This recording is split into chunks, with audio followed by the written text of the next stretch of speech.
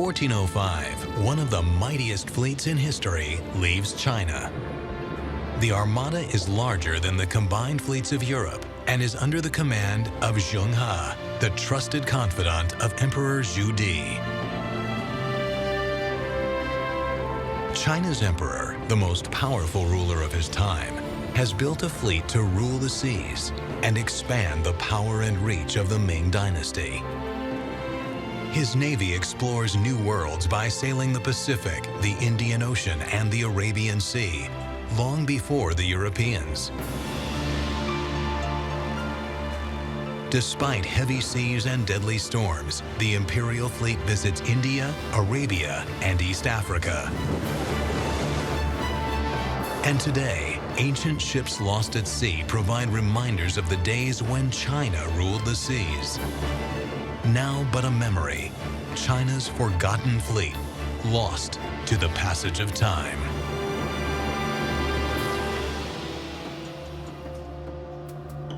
In the historical record lies the account of China's forgotten fleet. Over 600 years after that great armada, China is peaceful and thriving, and once again, the Middle Kingdom is reaching out beyond its borders. Today, scholars are shedding a new light on China's history, looking back to the past with an eye to the future. And in the archives, the tale of China's forgotten fleet. The story of the imperial fleet begins in 1402, outside the walls of Nanjing. Here, Zhu Di masses his troops for a final assault against the emperor, his nephew, Zhu Yunwen. And 21 feet wide, 36 feet high, the walls surrounding Nanjing seem impregnable. Yet they will play no part in the final battle, as secret negotiations allow the rebel army to enter the city without resistance.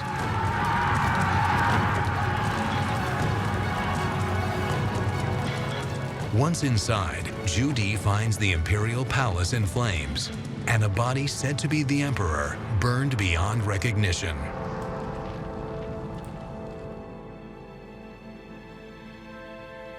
Zhu Di is now the undisputed ruler of China, the Middle Kingdom. He will take China far beyond its borders and create an empire of trade, commerce, and adventure.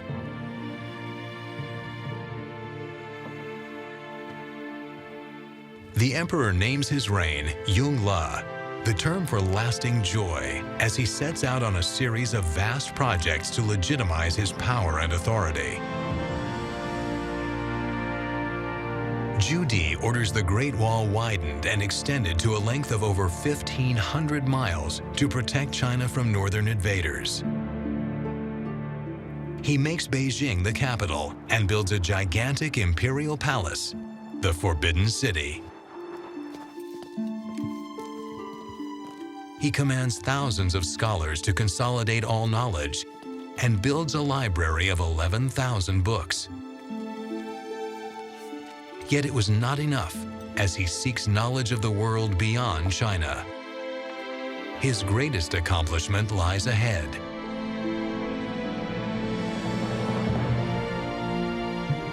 By orders of the emperor, the construction of a great fleet begins.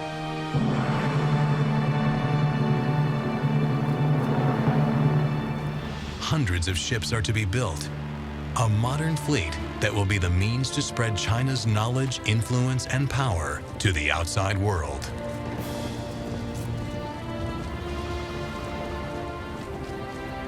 The commander of the fleet is Zheng He, longtime confidant and ally to the emperor. The task of building a fleet will require his able leadership.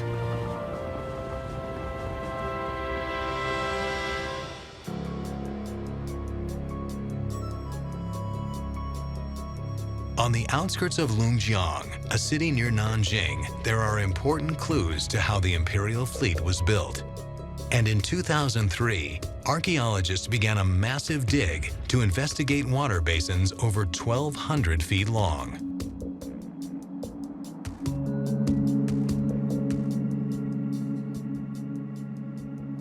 The work finished in July 2004. In less than 1 year, we first pumped out the water and then silt until the bottom of the channel was clear. After we cleared all the mud, we found 34 rectangular wood structures throughout the channels. They were the foundations of the working platforms where people once built ships. Evidence of dry docks has existed in China since 1070. Here, the dock installations are of enormous dimensions.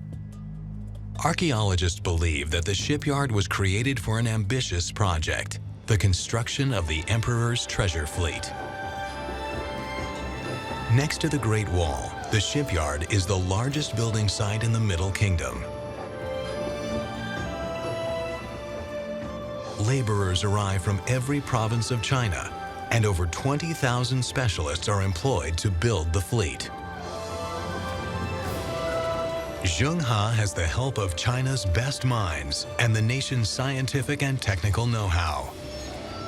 In just 2 years, he has the fleet ready to sail. The ships built for the Emperor are larger than normal. The new vessels combine the advantage of a traditional Chinese junk with the benefits of a ship fit for the high seas. The flat hull of a junk allows for navigation in shallow waters and space for a large load. And the ship's keel helps manage rough and stormy ocean waters. The base of the working platform tells us how the ships were constructed. Judging from the base of the wooden structure and the way they were ordered, we can draw the conclusion that the ships were built in the length of the channels. The ships were not, like some experts say, built in the width of the channels. By using the length of 1,300-foot channels, builders could build boats of enormous size. Historical records suggest giant ships nearly 400 feet long. Yet building such a vessel and keeping it stable and maneuverable must have been a huge challenge. Since wooden ships are not as robust as today's steel vessels, is the historical record accurate? Were giant seagoing junks stable enough to defy storms and high waves? A discovery over 30 years ago may provide the answer. In Fujian province, laborers pushed open the hull of a 13th century junk. It revealed that 200 years before the construction of the Emperor's fleet, Chinese knowledge of shipbuilding was very advanced. The large wooden ship that was excavated in Quanzhou was made during the Song Dynasty. Of course, one can argue that these small boats were made to sail on rivers. Yet the vessel found in Quanzhou was a sea ship. It was built using a technique of sealed compartments. The Quanzhou boat had an extremely flat layout. The angular bow and nearly 80-foot length was an indicator of a narrow ship. Its bulkheads balanced it out, despite its nearly 32-foot width.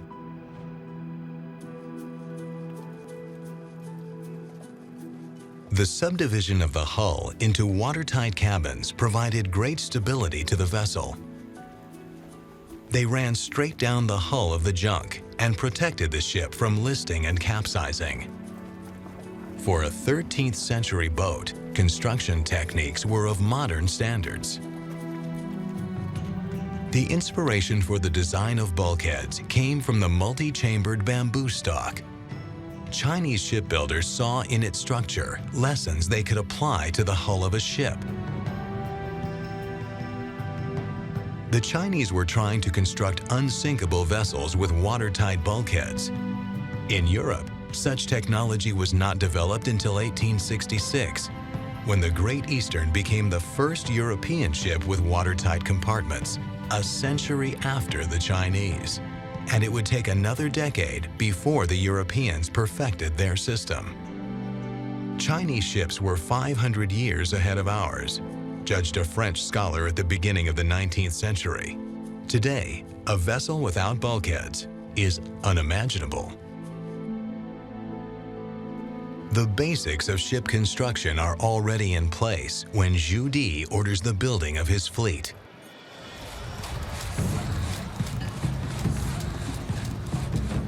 Lumber is brought in from all over the country, and sometimes entire forests are cleared for a single vessel. There is an ongoing demand for materials and men to work on the Emperor's treasure fleet. The treasure ships were said to be over 400 feet long, with 9 masts. In the dry docks of Lungjiang, archaeologists search for remainders of the fleet. They are trying to verify the size of the treasure ships. The excavation team finds 2 anchors almost 8 feet long. They are the first clues to the size of these giant ships. Next, they find 2 large rudders in the mud of the ancient dockyard.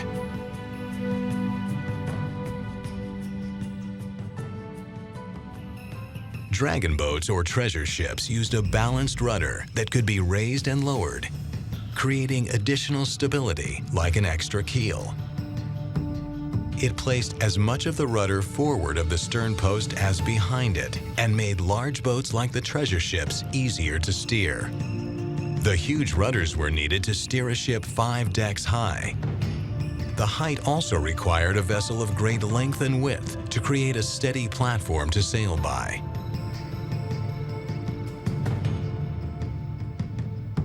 Since maximum wind power was needed to sail ships of this size, it was built with 9 masts and outfitted with sails angled slightly to best take advantage of the wind.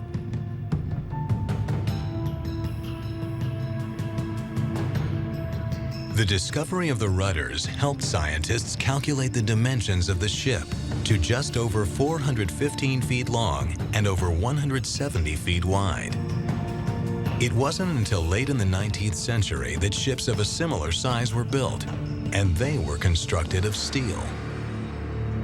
The treasure ships were longer than a football field.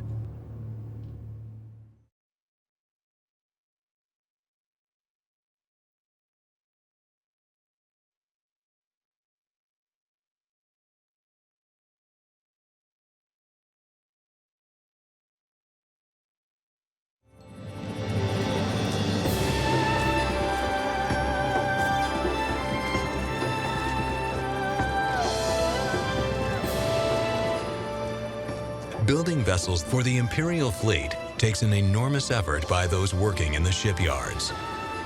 Zheng He's job, however, is much more than treasure ships. Junks, varying in size and function, have to be built for the fleet. After 2 years of construction, 60 of a planned armada of over 300 ships have been built. But how would they reach the sea? Chinese engineering made it all possible.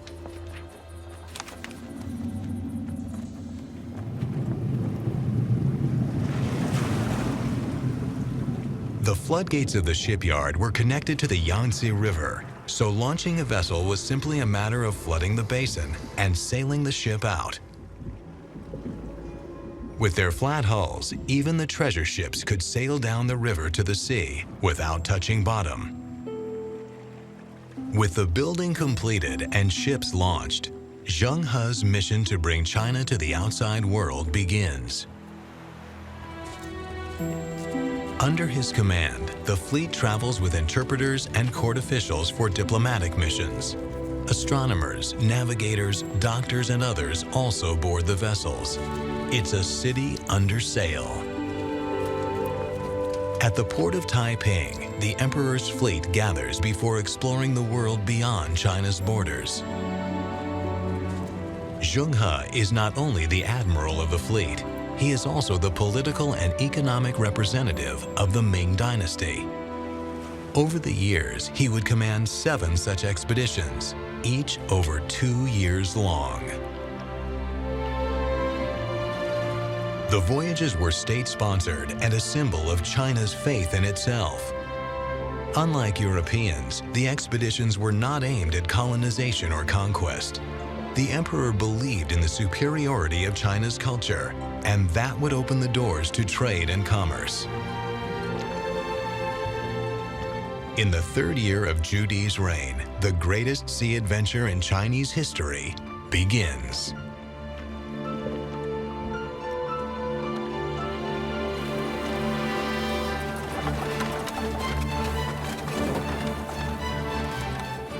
In 1405, it is anchors aweigh, as ropes made from bamboo fibers, strengthened in boiling water, help raise quarter-ton anchors.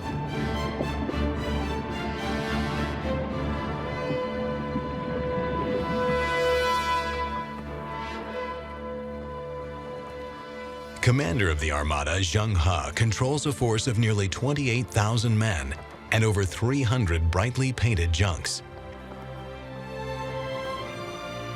On Chinese ships, it takes quite a few men to raise the heavy sails.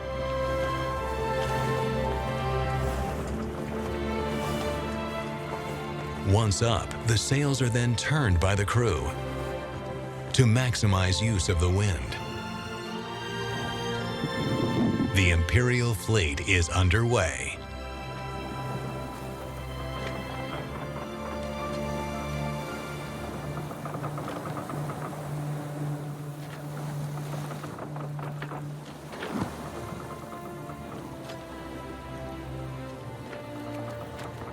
The treasure ships are huge and cumbersome.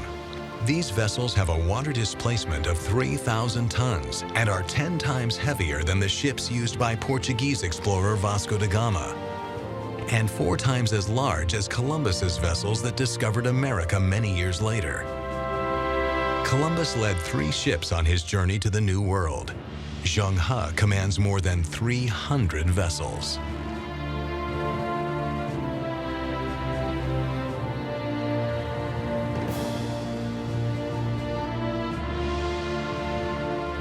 Before departing on its great journey, the geographic knowledge of traders and merchants from all over the world was compiled and gathered. The fleet also has compasses, an 11th century Chinese invention. The navigators and pilots have a wealth of knowledge to draw upon as they set sail. Chinese maps were different. In contrast to the geographically correct and standardized cartography of today, their maps displayed the world as a presentation of streets and waterways with recognizable landmarks. They were easy to interpret, and the landmarks detailed on the maps guided navigators along China's coast.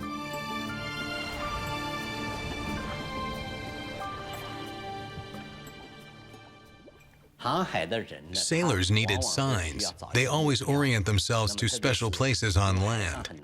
Normally, that would be a harbor, an island, or a reef. Such locations were used as points of departure from which to determine the rest of the route. Today, we use longitude and latitude lines for orientation purposes. During the time of Zheng He, there was no such concept. They didn't use geographical maps, but navigated with the help of landmarks. Yet at sea, there are no landmarks. To solve this problem, navigators used speed and time to chart their course. Only when sailors stuck to the designated speed could they follow the map and change direction at the right time.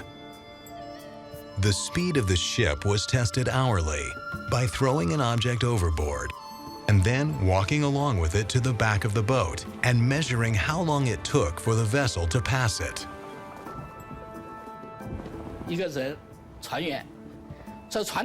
Suppose the block does not move, but the ship does. The sailor has to walk back to the rear of the boat within a set period of time. If the block has not arrived when the sailor arrives, then the ship's speed is less than a gong. That is the ancient Chinese measurement unit. If the sailor arrives when the block has already been behind the ship, then the speed is referred to as more than a gong. The average speed of the fleet is just over 6 miles per hour.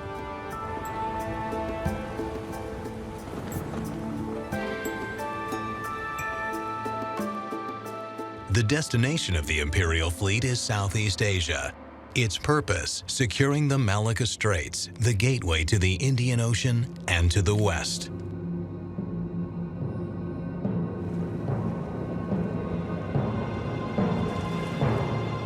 These waters are infested with pirates.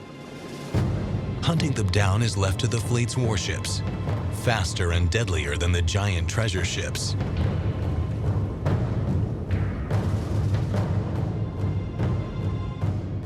In Malacca, 5-masted junks are employed in the fight against Chen Zuyi, one of the most powerful pirate leaders. The Emperor's warships are heavily armed with cannon and an array of fire weapons to frighten and destroy the enemy. In the Straits of Malacca, Zheng He strikes forcefully against their fleet. The pirates lose 5,000 men, 10 ships, and surrender another 7 vessels. Chen Zuyi escapes, but is later captured. Court records note his final sentence. In the 4th year of the emperor, Chen Zuyi was brought to Nanjing and was publicly beheaded. The defeat of the pirates gave China a base of operations for their fleet and a friend in the Malaccan ruler. The supply lines are now secure for future voyages west. For the imperial fleet, the oceans west of Malacca are uncharted waters. It is said that he who controls the Straits of Malacca controls the trade routes of the Indian Ocean. For Zheng He, there were destinations beyond India. The Middle Kingdom is reaching out beyond its borders.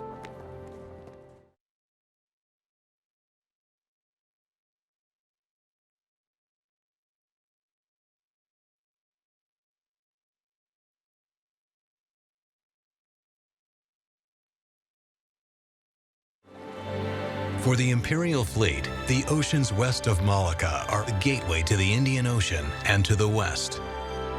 Here, sailors sometimes don't see land for many days. Supplies of food and water are ongoing concerns for the fleet. It is no easy task to feed thousands of sailors. And limited preservation methods make balanced nutrition difficult on long journeys. To address these needs, special ships were built to provide food and water for the fleet.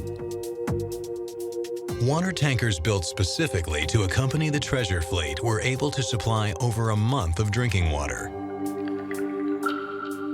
Others were designed to transport livestock, allowing for the consumption of meat. With meat and water, only vegetables were needed to make the fleet self-sufficient. And the Chinese had the answer in vessels designed to cultivate soy. The small sprouts produced big returns, but took up relatively little space. Soy was special for other reasons as well. Analysts at Chinese agricultural universities have measured the nutritional value of soy.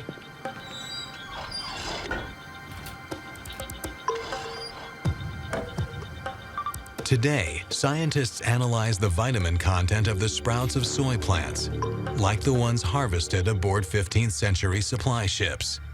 For centuries, scurvy caused by the lack of vitamin C was the #1 killer among sailors. Were the sailors of Zheng He's fleet immune? And if so, why?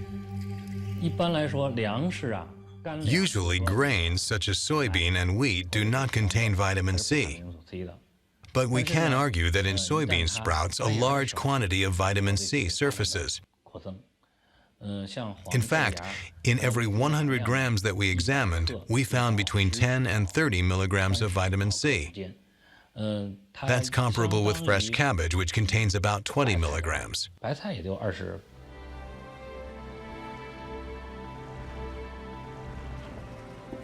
Thanks to soy plants, the Chinese had already solved the problem of scurvy by the 15th century. When Vasco da Gama made his first journey in 1497, 100 men died from a lack of vitamin C. In Europe, the illness wasn't controlled till the end of the 18th century.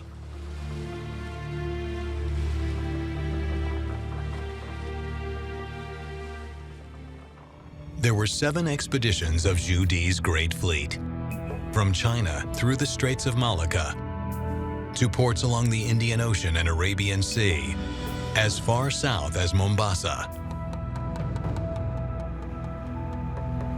The fleet, as the extended arm of the emperor, was a symbol of imperial power and an embodiment of Chinese culture. Inside the treasure ships, receptions and celebrations honored foreign rulers, diplomats, and their delegations in luxurious quarters.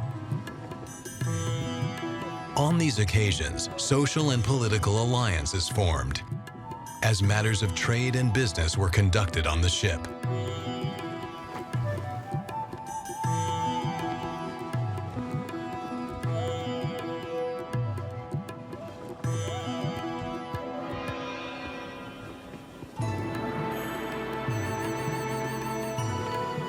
The southern coast of India was the center of much commerce. The port city of Calcutta was an important transfer point for goods from around the world. It was a connecting link between Asia and Europe and was the most important trading city of the region. A place where merchants from everywhere gathered to buy and sell. Here, Chinese goods from the treasure ships were marketed.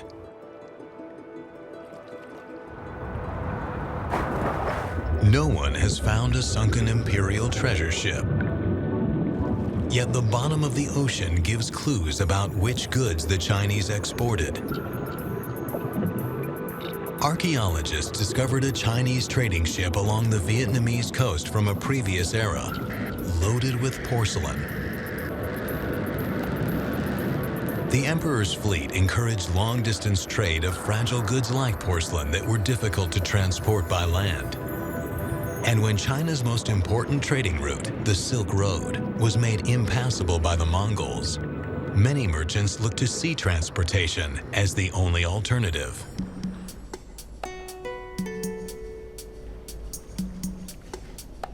Porcelain was the white gold of China, highly valued and probably its most desired export.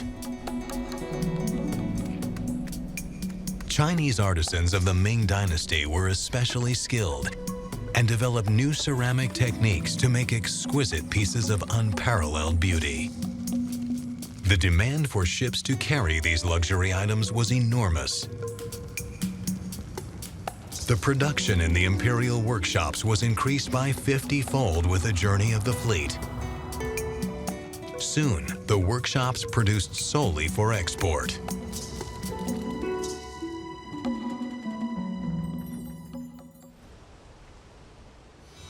For many Chinese traders, it was all about spices.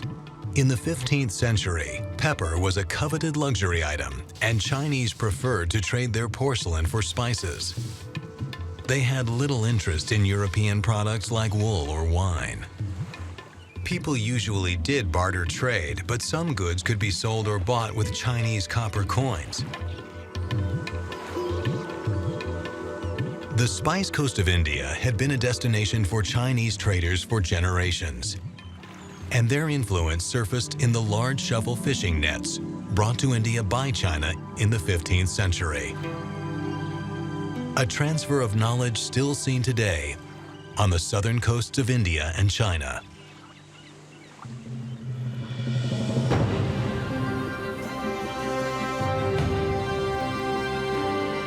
While the imperial fleet promoted trade and understanding, as the long arm of the emperor, it also collected taxes and tribute from those recognizing the predominance of the Ming Dynasty.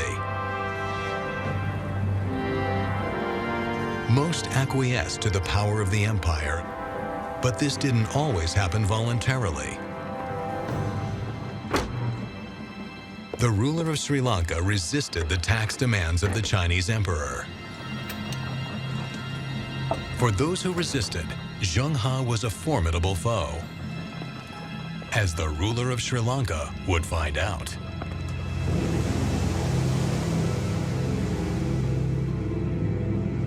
And while Zheng He proved himself to be a messenger with a peaceful mission, he was prepared to defend China's interest with military force. Zheng He defeated Sri Lanka's forces in the only significant battle outside of China conducted by the imperial army.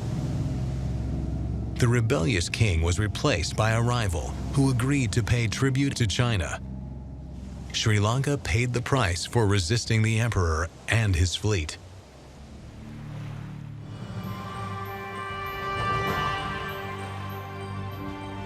The war with Sri Lanka was the exception to the rule.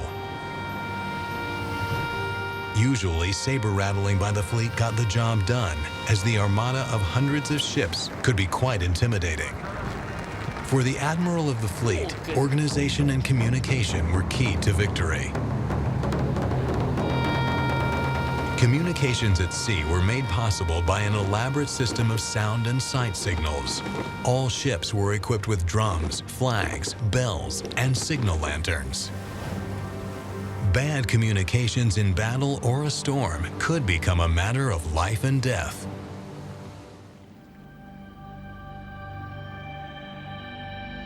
The ability to communicate between ships allowed the fleet to quickly reorganize when faced with stormy weather or an enemy fleet.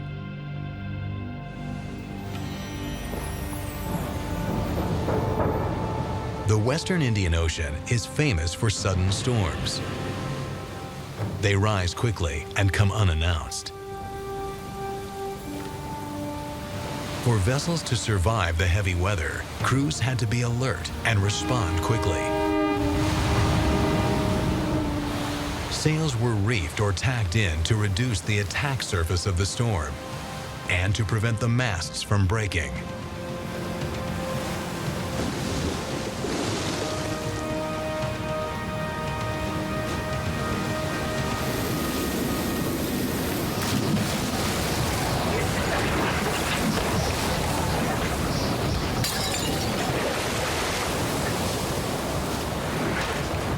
Yet in a typhoon, choices are limited. One option in a heavy storm is to lower anchors halfway to give the ship more stability.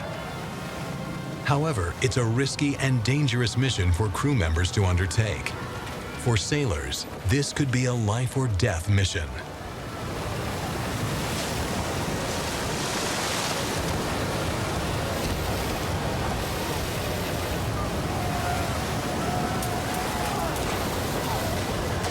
But sometimes, no matter the skill of the crew or seaworthiness of the vessel, it's luck that saves the ship.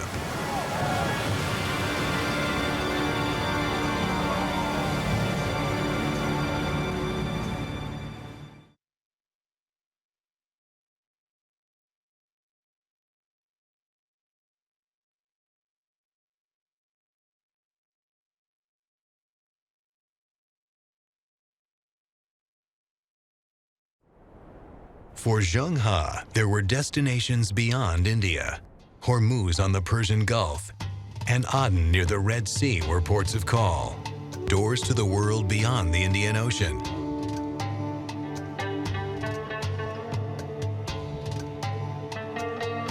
For the emperor, these visits were more about exploration and trade than collecting tribute. And for Zheng He, a chance to meet his Muslim brothers. An Arab document reported the fleet in Yemen and Zheng He meeting Yemen's reigning monarch.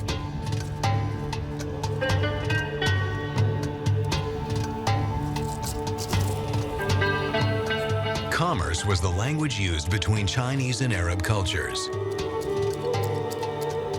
Today in Oman, incense plants are still cultivated. In Zheng's era, a cow had to be sacrificed before drying the plant's resin. In China, there was a demand for incense to be used in temples and for medicinal purposes. The resin was thought to have healing powers. Even today, traditional Chinese medicine is unthinkable without inflammation-stopping incense. The trade allowed Arab healing methods to be combined with traditional Chinese medicine.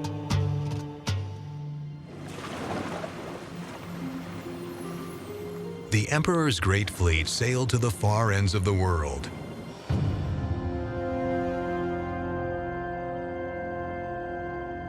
On 3 occasions, the fleet visited Africa in what today is Somalia, Tanzania, and Kenya. Mombasa was the most southern point.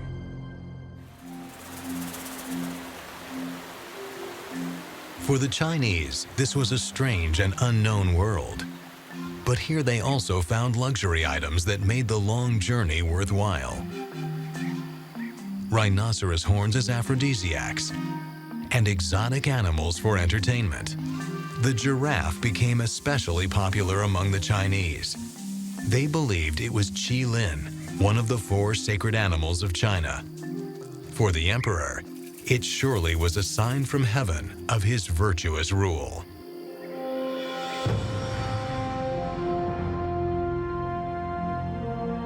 The imperial fleet sailed to the far ends of the world, and without missionary passion or military force, the mandate of heaven was extended far beyond China's own borders. Zheng He and his men had sailed over 31,000 miles during their voyages. The crews were a cross-section of Chinese society of the Ming Dynasty. Soldiers, diplomats, shipbuilders, smiths, scientists, and laborers were all part of the mission to introduce China to the world beyond its borders.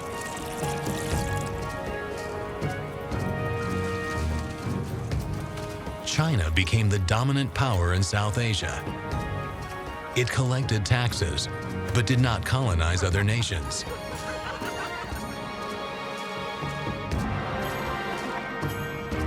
And after every voyage, foreign envoys brought precious gifts and exotic animals to the capital. In 1421, the fleet's return coincided with the opening ceremony for the new imperial palace in Beijing. On New Year's Day, the capital was crowded with well-wishers from all over the empire. Over 1,000 delegates from 30 different countries brought the emperor gifts.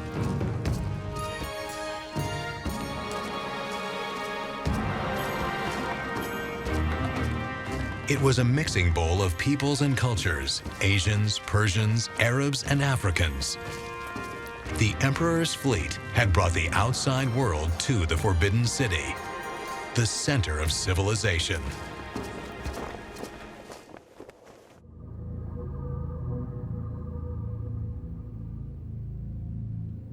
Yet inside the court there was dissension. Not all supported the emperor, and he faced increasing criticism at this time. 3 years after the opening ceremony, Chinese chronicles reported the death of Zhu Di at 65.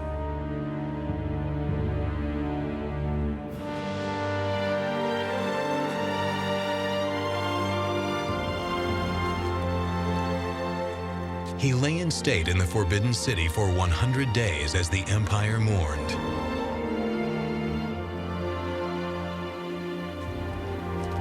For Zheng He, the emperor's death was a great blow, as his greatest supporter was now gone. Already there were bitter power struggles over succession and growing criticism of the treasure fleet and its cost.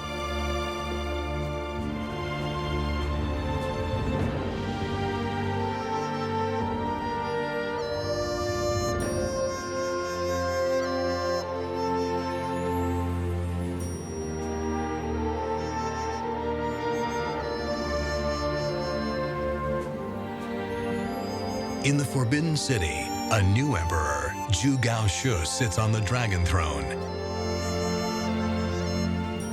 He brings change, and for the fleet, it's not for the best. On the day of his ascension to the throne, Zhu Gaoshu announces the suspension of the fleet program. In the chronicles of the Ming Dynasty, it is written that Zheng He was removed from command of the fleet. Zheng He became the military commander of Nanjing, an important post that indicated his value to the imperial courts. Nevertheless, after all those years at sea, it wasn't an easy change.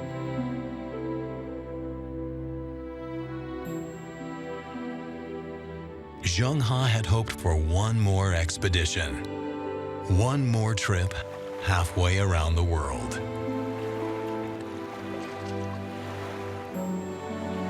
Without the support of the emperor, the fleet deteriorated.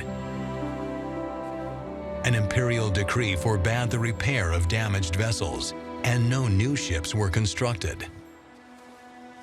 Conservative court officials had won the day. They believed the fleet's costs outweighed its benefits. There was no money or support.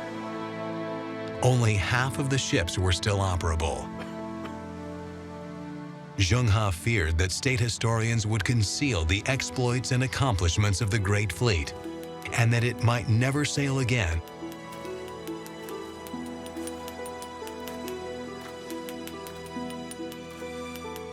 As a reminder of the voyages of Zheng He and his men, a memorial stone was commissioned.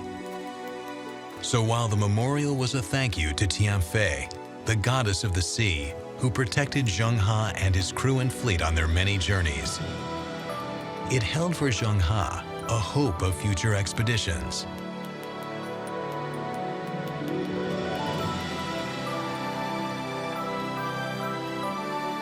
It reads, "We traveled all the way to Java, Malaysia, Vietnam, Sri Lanka, and the southern tip of India. From there on, we sailed to Hormuz, Aden, and even Mogadishu. We've traveled to more than 30 kingdoms, big and small."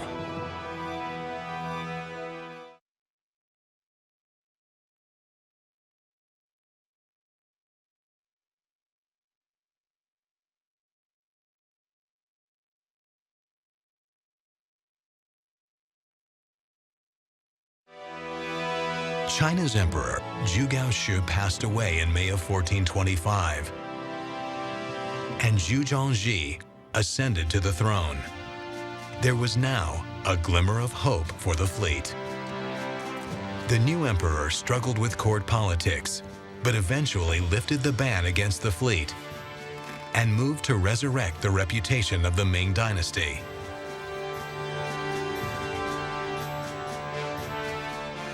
By imperial decree, he ordered the 7th voyage of the emperor's fleet. With almost 300 ships and 30,000 crew members, it was the Navy's greatest expedition. Once more, treasure ships returned loaded with luxury items from all over the world. Once more, the fleet exhibited the greatness of China. The imperial decree from 1430 clearly states its intentions. For one last time, I am sending the eunuch Zheng He out to show countries on the other side of the ocean the awe of the heavenly empire. It was a massive challenge. Zheng He would have to rebuild diplomatic relations and trade contacts for the mission. In all of China, he was the only one with the experience to carry out this quest. Zheng He was 62 years old. It would be his last voyage. In 1433, it was reported that Zheng He passed away on the coast of India. With his death, a great era of Chinese seafaring ended. The contacts in faraway countries were broken, and China began to close its doors to the world.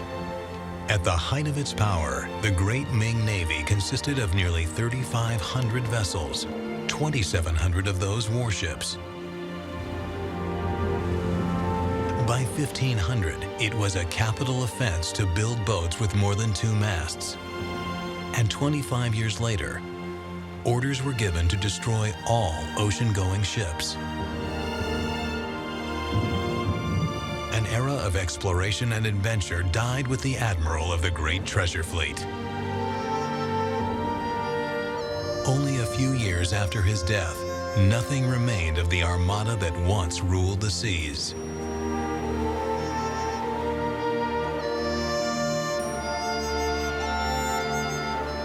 For those who sailed with Zheng He, there would only be memories of distant lands and foreign peoples. For a brief period, China had ruled the seas with the greatest armada the world had ever seen.